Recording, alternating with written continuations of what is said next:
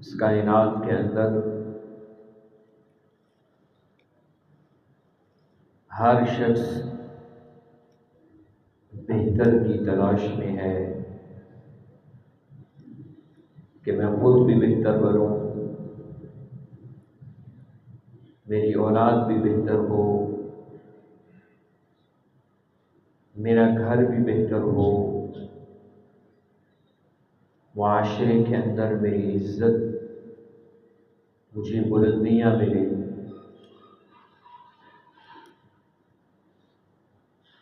فرق صرف یہ ہے کہ ہم آج تک یہ پہچان نہیں سکے کہ حقیقت کے اندر بہتر ہے کیا چیز، کیونکہ ہم یہ دیکھتے ہیں کہ ہم لوگوں کی نظر میں بہتر کیسے بن سکتے ہیں، جبکہ حقیقت کے اندر دیکھنا یہ چاہیے کہ ہم اللہ کی نظر میں بہتر کیسے بن سکتے ہیں۔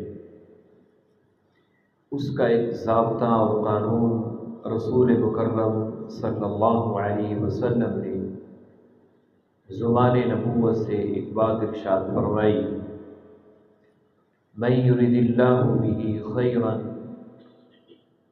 جس کو اللہ رب العالمین بہتر بنانا چاہتے ہیں، کائنات کا عظیم انسان اللہ جس کو بنانا چاہے، جس کو اللہ بلندیاں دینا چاہے، اللہ اس کو کیا کرتا ہے؟ یفقہہ فی الدین، اللہ اس کو دین کی سمجھ عطا کرتا ہے، دین کا علم، دین کی معرفت، دین کے علم کے حصول کے لیے تگ و دو کرنا، محنت کرنا، یہ ہر مسلمان کے لیے لازمی اور ضروری ہے۔ ایک حدیث ہم اسکول کی ہر دیوار کے اوپر لکھی ہوئی دیکھتے ہیں، پڑھتے بھی ہیں، سنتے بھی ہیں۔ اللہ کے پیغمبر صلی اللہ علیہ وسلم نے یہ بات ارشاد فرمائی، طلب العلم فریضۃ علی کل مسلم، علم حاصل کرنا ہر مسلمان مرد اور عورت کے اوپر فرض ہے، لیکن یہ سمجھنا ضروری ہے کہ کون سا علم حاصل کرنا ضروری اور فرض ہے۔ وہ علم اللہ رب العالمین نے پہلی وحی کے اندر اپنے پیغمبر کو بتایا ہے، فرمایا اقرأ، اے پیغمبر پڑھیے۔ اللہ کے پیغمبر صلی اللہ علیہ وسلم نے کہا، ما انا بقاری، میں پڑھا ہوا نہیں، دنیا کے اندر میرا کوئی استاد نہیں ہے۔ حضرت جبرائیل علیہ السلام نے پھر یہی بات ارشاد فرمائی، اور آخر میں پھر بتایا اللہ کے پیغمبر صلی اللہ علیہ وسلم کو کہ آپ نے پڑھنا کیا ہے۔ اقرأ، اے پیغمبر پڑھیے۔ یا اللہ کیا پڑھنا ہے؟ بسم ربک الذی خلق، اپنے رب کا نام پڑھنا ہے۔ یہ علم میرے اور آپ کے اوپر فرض اور ضروری ہے، اس کے لیے تگ و دو کرنا، اس کے لیے محنت کرنا۔ جو شخص اس کے اندر لگ جاتا ہے اس کو اللہ بلندیاں عطا کرتا ہے۔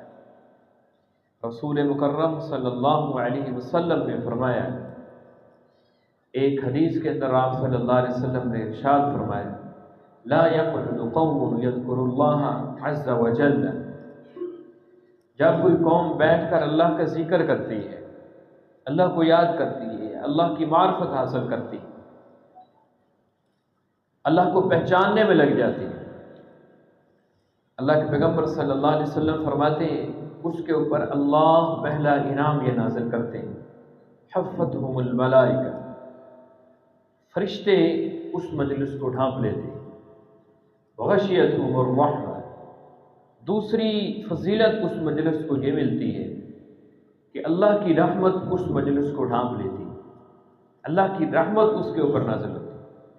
وَنَزَلَتْ عَلَيْهِمُ السَّكِينَةُ، اور اللہ کی طرف سے سکون نازل ہوتا ہے۔ وَذَكَرَهُمْ فِي مَنْ عِنْدَهُ، یہ بہت بڑا اعزاز ہے جو اب میں آپ کو بتانے لگا۔ ایک میرا اور آپ کا ایک دوسرے کا ذکر کرنا ہے۔ ایک میرا ذکر علاقے کسی وڈیرے کا اپنی زبان سے ذکر کرنا ہے اچھے الفاظ کے ساتھ۔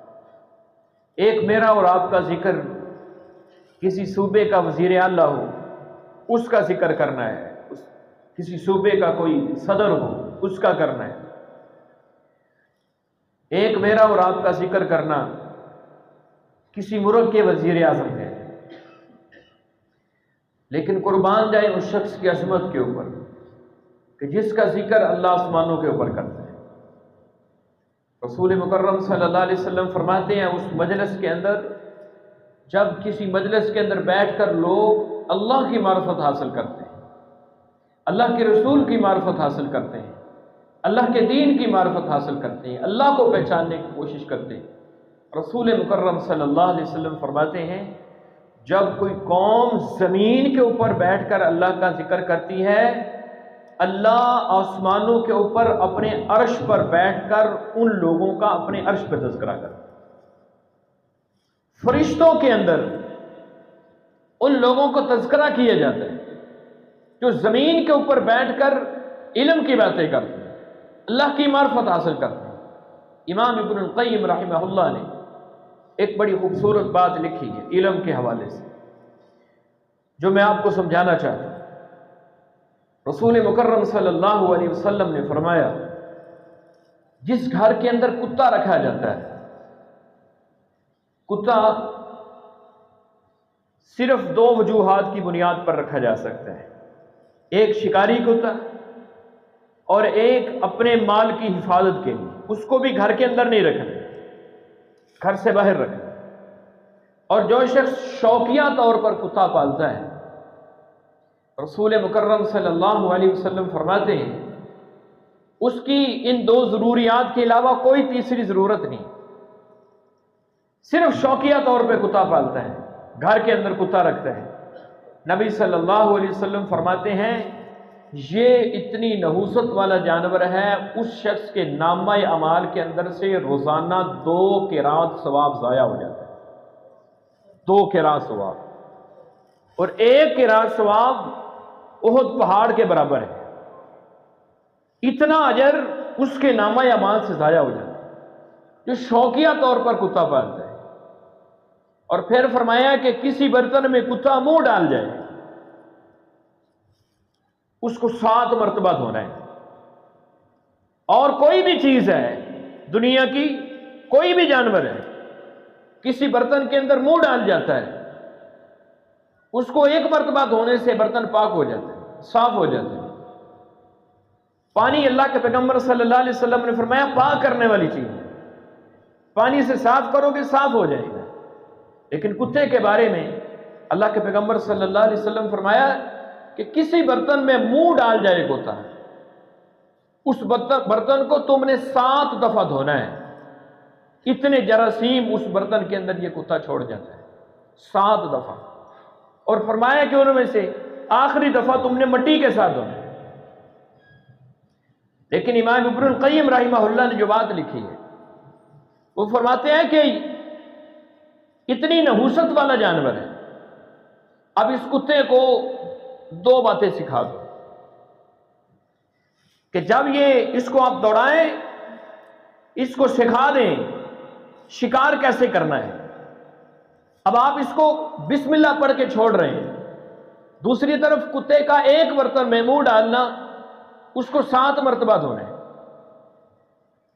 اب فرمایا کہ کتے کو جب تم نے سکھا دیا، صرف سکھانے کی وجہ سے اللہ نے اس کتے کو یہ عزت عطا کر دی ہے کہ اس کا شکار کیا ہوا شکار تمہارے لیے حلال اور طیب کر دیا گیا ہے۔ اب آپ اندازہ لگائیں، ایک کتے کے پاس علم آیا، اس کی ساری معاملات الٹ ہو گئے۔ اس سے آپ اندازہ لگا سکتے ہیں کہ جب کسی شخص کو اللہ علم عطا کرتا ہے اس کی قدر و منزلت کیا ہوگی۔ رسول مکرم صلی اللہ علیہ وسلم نے ایک حدیث کے اندر ارشاد فرمایا، آپ نے فرمایا تمہارے عالم کی فضیلت تمہارے عابد کے اوپر، تمہارے عالم کی فضیلت تمہارے عابد کے اوپر جو نیک انسان ہے، اس کے بدلے میں اس شخص کی فضیلت جس کو اللہ نے علم سے نوازا ہے، اللہ کی وحی کا علم، قرآن کا علم، حدیث کا علم۔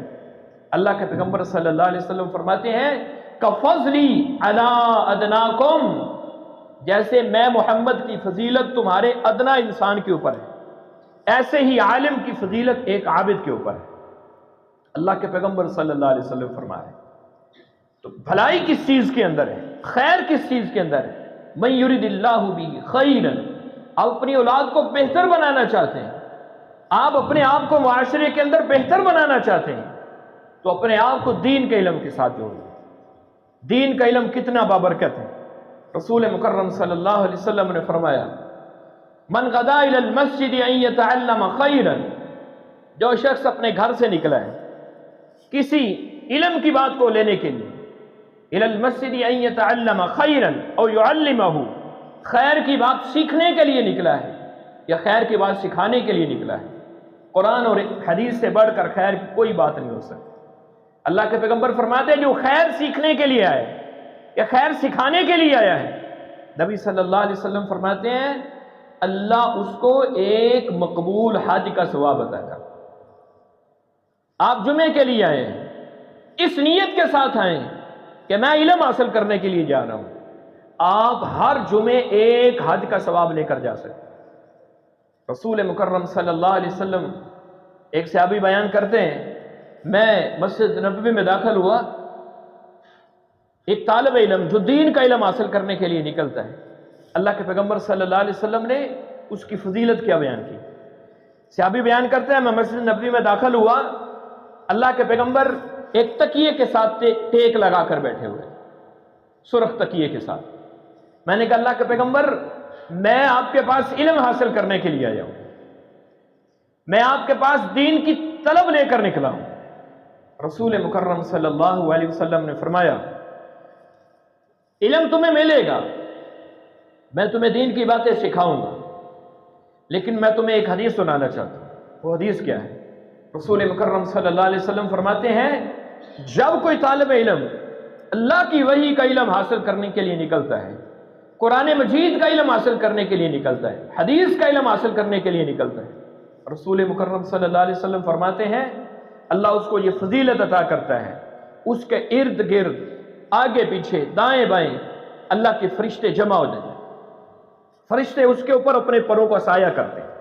کہ اللہ کے پیغمبر صلی اللہ علیہ وسلم کی صحیح حدیث ہے، اور آپ صلی اللہ علیہ وسلم نے فرمایا یہ کوئی فرشتے تھوڑے نہیں ہوتے، جہاں سے اس بندے سے لے کر جہاں تک اللہ کی زمین پھیلی ہوئی ہے وہاں تک فرشتے ہی فرشتے، پھر بائیں طرف فرشتے ہی فرشتے، پھر اللہ کے پیغمبر صلی اللہ علیہ وسلم نے فرمایا ثم يركب بعضهم بعضا، پھر اللہ کی زمین کے اوپر جگہ کم ہو جاتی ہے، فرشتوں کو جگہ نہیں ملتی، اتنے فرشتے اس شخص کی عزت کے لیے آئے ہیں، اس شخص کے پروٹوکول کے لیے آئے ہیں جو دین کا علم حاصل کرنے کے لیے نکلے۔ ثم يركب بعضهم بعضا، اللہ کے پیغمبر فرماتے ہیں پھر وہ فرشتے ایک دوسرے کے اوپر سوار ہوتے ہیں، ایک دوسرے کے اوپر سوار ہوتے ہوتے ثم يبلغ السماء، پھر وہ آسمانوں تک پہنچ جاتے ہیں، آسمانوں تک۔ پھر نبی صلی اللہ علیہ وسلم نے فرمایا یہ فرشتے کس لیے آئے ہیں؟ یہ فرشتے اس طالب علم کی محبت کے لیے آئے ہیں، اس کے ساتھ محبت کرتے ہیں۔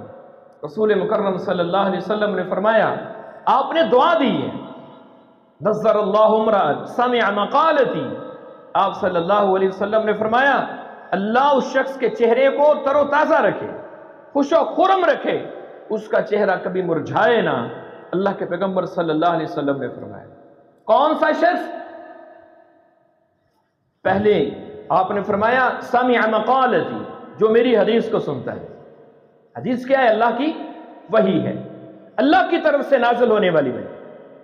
پہلا کام کیا کرتا ہے؟ سمع مقالتی، میری حدیث کو سنتا ہے، فحفظها، دوسرا کام اس کو یاد کرتا ہے، فوعاها واداها، تیسرا کام اس کے اوپر عمل کرتا ہے، اور چوتھا کام اس کو آگے پہنچاتا ہے۔ اللہ کے پیغمبر صلی اللہ علیہ وسلم نے دعا دے کر گئے ہیں۔ اللہ کے پیغمبر اس دنیا میں نہیں رہے، اللہ کے پیغمبر اللہ کی جنتوں کے اندر پہنچ چکے ہیں، لیکن آپ کی دی ہوئی دعا قیامت کی دیواروں تک ہر اس شخص کے لیے ہے جو دین کے علم کے ساتھ جڑ جاتا ہے، جو اپنے آپ کو دین کے حصول کے لیے، دین کے علم کے لیے، دین کی طرف کے لیے لگا لیتے ہیں۔ اور میں نے بڑے بڑے علماء کرام کی زیارت کی ہے یہ تجربہ کرنے کے لیے، 80 سال عمر، 90 سال عمر، قریب سے دیکھا کہ وہ جھریاں جو آج کے 60 سال کے نوجوان بندے کے اوپر ہیں، چہرے کے اوپر جھریاں پڑی ہوئی ہیں، 50 سال کے شخص کے چہرے کے اوپر جھریاں پڑی ہوئی ہیں، 80 90 سال کے علماء چہرہ ایسے تر و تازہ جیسے ایک نوجوان بیٹھے۔ کیوں؟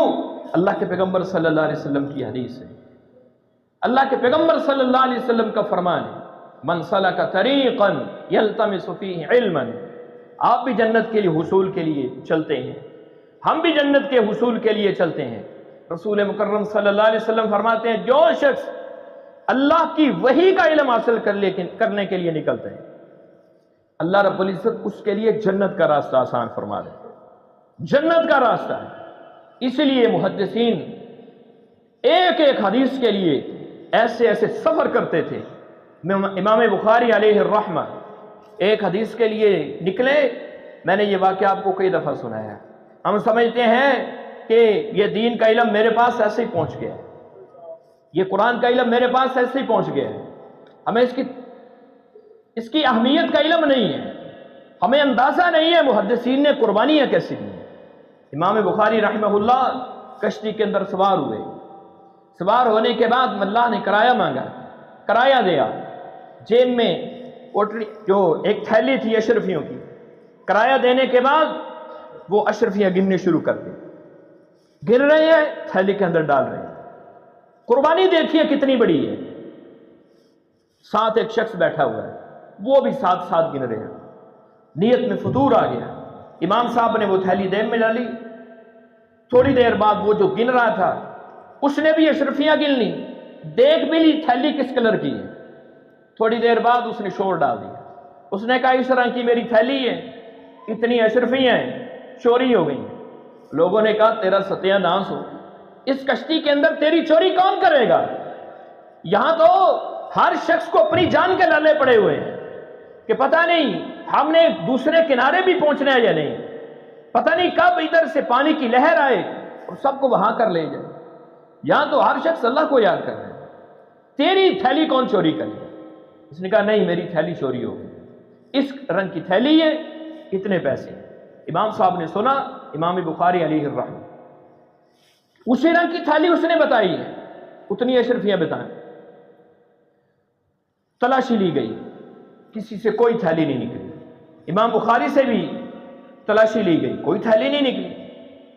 اگلے کنارے پر اترے، امام صاحب کے پیچھے پیچھے چلے، جب تنہا ہو گئے تو کہنے لگا حضرت صاحب میں آپ سے ایک سوال کرنا چاہتا ہوں کہ میں نے خود اپنے آنکھوں سے دیکھا ہے، آپ نے وہ اشرفیاں گن کر وہ تھیلی جو تھی اپنی جیب میں ڈالی ہے، لیکن آپ کی پاس سے وہ تھیلی نکلی نہیں۔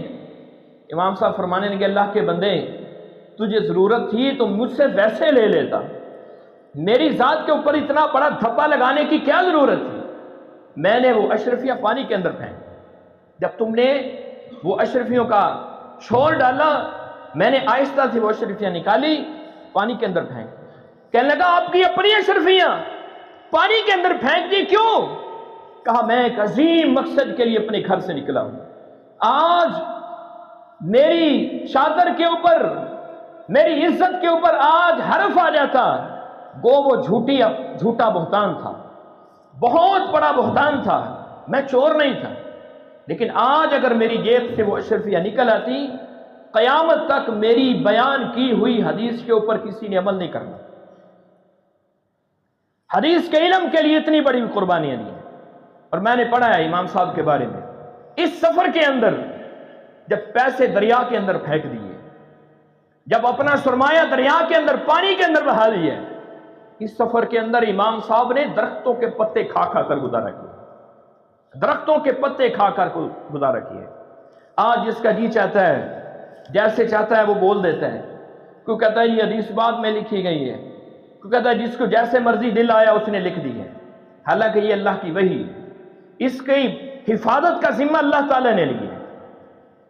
اللہ کے پیغمبر صلی اللہ علیہ وسلم کی حدیث کے لیے جو شخص محنت کرتا ہے اللہ اس کو مقام کیا عطا کرتا ہے۔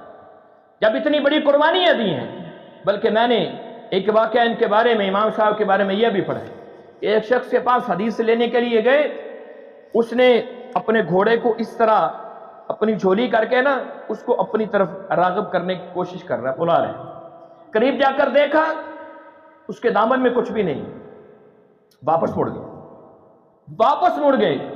ساتھ ایک غلام تھا، اس نے کہا کہ آپ اتنا لمبا سفر کر کے آئے ہیں ایک حدیث کے لیے، اور آپ نے حدیث بھی نہیں لی، واپس مڑ گئے ہیں۔ کہا جو شخص ایک جانور کو دھوکہ دے سکتا ہے محمد بن اسماعیل کو دھوکہ کیوں نہیں دے سکتا؟ ایک شخص گھوڑے کو دھوکہ دے رہا ہے، اسے حدیث ہی نہیں لی ہے، واپس پلٹ گئے۔ اتنی احتیاط، اور محدثین نے ایک ایک حدیث کے لیے پورا ایک مہینے تک کا سفر کیا ہے۔ عطا بن ابی رباح بیان کرتے ہیں حضرت ابو ایوب انصاری رحمہ رضی اللہ تعالیٰ عنہ پتہ چلا کہ مصر کے اندر اللہ کے پیغمبر صلی اللہ علیہ وسلم کا ایک صحابی ہے، ایک صحابی، اس کے پاس صرف ایک حدیث ہے۔ رخت سفر باندھا، ایک حدیث کے لیے پورا ایک مہینے کا سفر کیا۔ وہاں جب مصر میں پہنچے، اب مکان تلاش کرنا تھا، ان کا گھر تلاش کرنا تھا، اس کا تو پتہ نہیں تھا۔ سیدھے گورنر کے پاس پہنچے، گورنر کا دروازہ کھٹکھٹایا، دستک دی، پوچھا کون؟ کہا ابو ایوب انصاری مدینے سے آیا ہوں۔ اللہ کے پیغمبر کا صحابی۔ گورنر دوڑا اپنے گھر سے نکلا، بغل گیر ہوا، ملا، کہا کس نیے سے آیا ہوں؟ کہا میں ابو درداء رضی اللہ تعالیٰ عنہ کے پاس آیا ہوں، وہ مصر میں رہتے ہیں، ان سے صرف ایک حدیث لینی ہے، مجھے ان کا گھر کا راستہ بتا۔ ان کے گھر کا راستہ بتا۔ گھر کے راستے پر پہنچے، وہاں گئے، حدیث لی، صرف ایک حدیث، اور ویسے ہی ایک مہینے کا سفر کر کے واپس پہنچ گئے۔ یہ محدثین کے لیے محدثین کی قربانی ہے۔ ساری تمہید ہم نے کس لیے باندھی ہے؟ ساری گفتگو کا خلاصہ یہ ہے کہ آپ دنیا کے لیے محنت کریں، صبح سے لے کر شام تک محنت کریں، لیکن تھوڑا سا وقت اس اللہ کی کتاب کے لیے بھی دے دیں۔ میرے 24 گھنٹوں میں سے اس کتاب کے لیے وقت کتنا ہے؟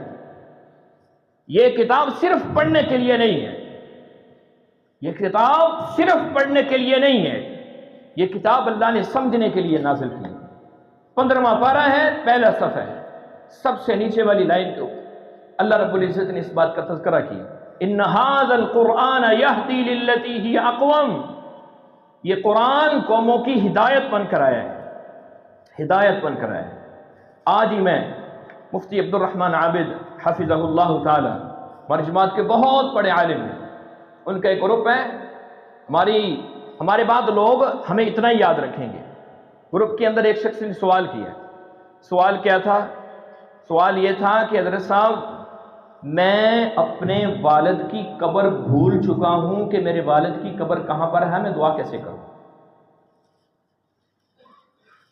میں دعا کیسے کروں؟ آپ اندازہ لگائیں، میرے بعد مجھے اتنا یاد رکھا جائے گا، باپ بیٹا کہہ رہے ہیں کہ مجھے اپنی والد کی قبر کا بھی نہیں پتا، مجھے لوگ اتنا یاد رکھیں گے اگر دین کے لیے محنت نہ کی۔ اپنی اولاد کے اوپر اتنی محنت کر جائیں کہ آپ کی چارپائی پڑی ہو، چارپائی کے اندر کفن کے اندر میں اور آپ لپٹے ہوئے پڑے ہوں، اور میرے لیے دعائیں کرنے والا میرا اپنا بیٹا ہو۔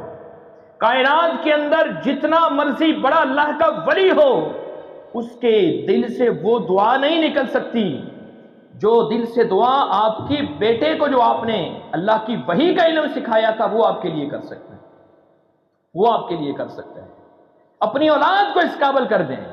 رسول مکرم صلی اللہ علیہ وسلم فرماتے ہیں انسان دنیا سے چلا گیا ہے، اس کے لیے پیچھے سے جو اس کو نیکیاں پہنچ رہی ہیں، علم ينتفع به، لوگوں کو علم دے گیا ہے، قرآن کا علم، حدیث کا علم لوگوں کو دے گیا ہے، لوگ اس سے فائدہ اٹھا رہے ہیں۔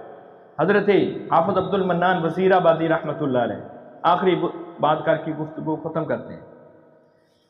والد فوت ہوئے، نابینا تھے، اور ان کے بارے میں مشہور ہیں کہ ایک نابینا شخص پورے پنجاب کو بینا کر گیا ہے۔ ایک نابینا شخص پورے پنجاب کو بینا کر گیا ہے، بینائی دے گیا ہے، علم دے گیا ہے۔ اس اللہ کی زمین کے اوپر پنجاب کے اندر کوئی عالم ایسا نہیں جس کی سند کے اندر عبد المنان وزیر آبادی نہ۔ باپ فوت ہوئے، باپ کی وفات کے بعد کسی شخص نے خواب میں دیکھا، پوچھا آپ کے ساتھ اللہ نے کیا معاملہ کیا؟ کہا میں نے ایک بیٹا اللہ کے دین کے لیے دیا، باقی کسی بیٹے کو افسر بنایا ہے، کسی کو پروفیسر بنایا ہے، کسی کو ڈاکٹر بنایا ہے۔ کہا ایک بیٹا اللہ کے دین کے لیے دیا تھا، اس بیٹے کو دین کے لیے دینے کی وجہ سے اللہ نے مجھے اتنا مقام عطا کیا ہے، میری خواہش ہے کاش مجھے ایک زندگی دوبارہ ملے، میرے جتنے بھی بیٹے ہیں میں سب کو اللہ کے دین کا عالم اور قرآن کا قاری بنا کر دوں۔ اللہ نے مقام یہ دیا ہے، زندگی پتہ نہیں کس موڑ پہ ختم ہو جائے۔ ساری گفتگو کرنے کا مقصد یہ ہے کہ ہمارے شہر کے اندر کتنی مساجد کے اندر کلاسیں لگتی ہیں، ترجمے کی، ایک مسجد کے اندر 150 نمازی، 100 نمازی، 50 نمازی، اور نمازیوں میں سے قرآن کے لیے کتنا وقت ہے میرے پاس؟ تمہید ساری اس لیے باندھی ہے کہ ہماری اس مسجد میں بھی کلاس لگتی ہے۔ آپ اپنی جس مسجد کے قریب آپ کا گھر ہے، یہ ایک درد لے کے لیے میں آپ کے سامنے کھڑا ہوں، ایک درد لے کر۔ ہم نے دنیا میں سے آپ سے کچھ بھی نہیں لے لیا، ہم یہی کہتے ہیں جو ہر پیغمبر اپنی امت کو کہتا ہے، ان اجری الا علی اللہ، ہمارا اجر اللہ کے لیے ہے۔ ہم تو اللہ سے مانگتے ہیں، آپ سے کچھ نہیں مانگتے، آپ سے صرف اتنا مانگتے ہیں کوئی آدھا گھنٹہ اللہ کے دین کے لیے دے دو، صرف آدھا گھنٹہ، صرف آدھا گھنٹہ اللہ کے دین کے لیے نکالو، انشاءاللہ اللہ زندگی سنوار دے گا، اللہ زندگی سنوار دے گا۔ اللہ رب العزت سے دعا ہے کہ اللہ ہمیں قرآن کے ساتھ جڑنے کی توفیق عطا فرمائے۔